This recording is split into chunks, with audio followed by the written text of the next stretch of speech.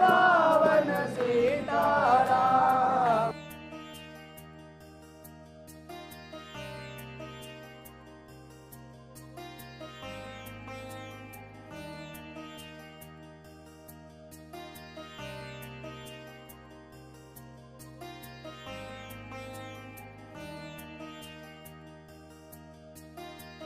बाईस जनवरी को अयोध्या में श्री राम लला के मंदिर की स्थापना के बाद आज देश में पहली बार रामनवमी मनाई जा रही है। लोगों के मन में बहुत उत्साह है, उमंग है। मंदिर से मुझे उत्साह मिलता है, मुझे ऊर्जा मिलती है। जब कभी भी विपरीत परिस्थितियां हुई तो हमेशा मैं इस मंदिर में आया और मेरे को मंदिर में आकर के एक आनंद की अनुभूति हुई। मेरे मन में अगर चिंताएँ थी वो दूर हुई कि आने वाली 25 मई को दिल्ली के लोग पूरी ताकत से दिल्ली की 7 सीटें भाजपा को देने जा रहे हैं। न नेता है, न नीति है, न लोग हैं। कैसे वो चुनाव जीतेंगे ये वो बेहतर जानते हैं।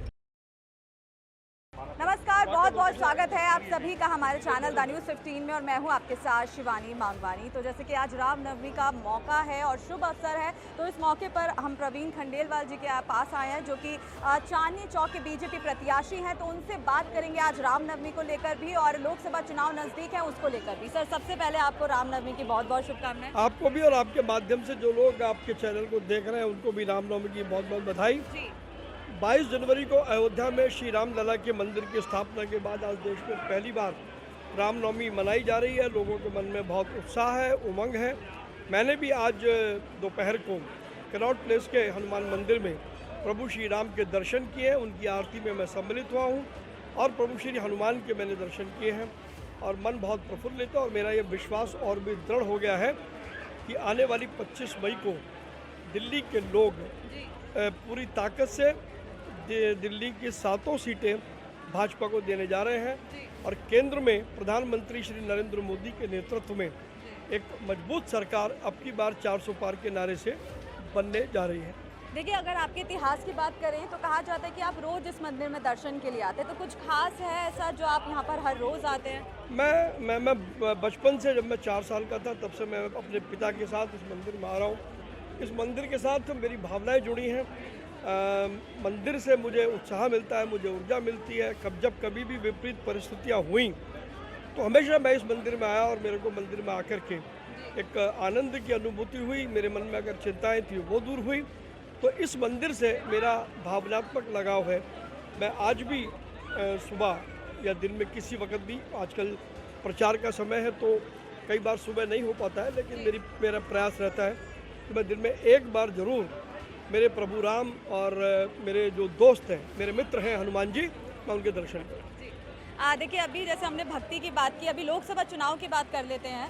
सर, देखा जाए तो जैसे कि आप एक पेशे से व्यापारी हैं और कहा जा रहा है कि विपक्ष का कहना है कि आपको चुनाव में इसलिए खड़ा किया है क्योंकि आपकी व्यापारियों के साथ पकड़ अच्छी है और हर्षवर्धन को इसलिए टिकट नहीं मिला है, तो ऐसा है क्या? इन सब बातों में कोई दम नहीं है। डॉक्टर हर्षवर्धन हमारे सम्माननीय नेता हैं और भारतीय जनता पार्टी में संगठन तय करता है कब किसकी क्या भूमिका हो सकता है डॉक्टर हर्षवर्धन के लिए पार्टी ने कोई और भूमिका तय कर रखी है। जहाँ तक मेरा सवाल है, मैंने ये बात सही है कि मैंने व्यापारियों के क्षेत्र में काम किया है, लेकिन वो मैंने अकेले काम नहीं किया, मेरी पूरी टीम ने काम किया है। तो कहीं ना कहीं हो सकता है शायद ये भी एक फुट रहा हो, लेकिन यह है मैं बचपन से भाजपा का कार्यकर्ता था, कार्यकर्ता हूँ और कार्यकर्ता हूँ। हर्षवर्धन जी आपके सपोर्ट में नजर आ रहे हैं, प्रचार प्रसार में कहीं नजर आ रहे हैं? आ रहे हैं ना, लगातार वो मेरी रैली में, मेरी मीटिंगों में, कार्यकर्ताओं के साथ मेरे संवाद में डॉक्टर हर्षवर्धन हर जगह दिखाई दे रहे हैं और उनके नेतृत्व में, उनके मार्गदर्शन में हम चांदनी चौक में भाजपा का चुनाव लड़ रहे हैं। देखिए, जेपी अग्रवाल की अगर बात करें, कांग्रेस से आपके अगेंस्ट खड़े हुए हैं, तो कह रहे हैं कि उनकी तो बहुत अच्छी पकड़ है पूरे दिल्ली में, चांदनी चौक की क्या ही बात करें, और जो है प्रवीण खंडेलवाल को मुंह के बल गिराएंगे, ऐसे भी बयान सामने आए हैं, क्या कहेंगे? हिंदुस्तान में प्रजातंत्र है, कोई कुछ भी कह सकता है, बट मुझे विश्वास है कि मेरे पास वो तपाया नेतृत्व है जिसने एक लंबे अरसे तक देश की सेवा की है। मेरे पास भारतीय जनता पार्टी के हज़ारों लाखों वो समर्पित कार्यकर्ता हैं जो 24 घंटे काम कर रहे हैं और हम सब मिलकर के नरेंद्र मोदी जी के नेतृत्व में चुनाव जीत रहे हैं। वहीं दूसरी ओर कांग्रेस है जो टूटी फूटी है और दिल्ली में एक उससे भी छोटी पार्टी की बी पार्टी बनकर के वो दिल्ली में चुनाव लड़ रही है। ना नेता है, ना नीति है, ना लोग हैं। कैसे वो चुनाव जीतेंगे ये वो बेहतर जानते हैं। मुझे केवल ये पता है कि दिल्ली में हम 7 सीटें जीत रहे हैं और चांदनी चौक की लोकसभा हम रिकॉर्ड मतों से जीतते जा रहे हैं। देखिए, आम आदमी पार्टी तो कह रही है 7 सीटें हम लेकर जाएंगे। अब शेख चिल्ली की हसीन तब कोई कुछ भी कह सकता है, इसलिए किसी के विषय में ये कहने की हर एक को हिंदुस्तान में बोलने की आज़ादी है।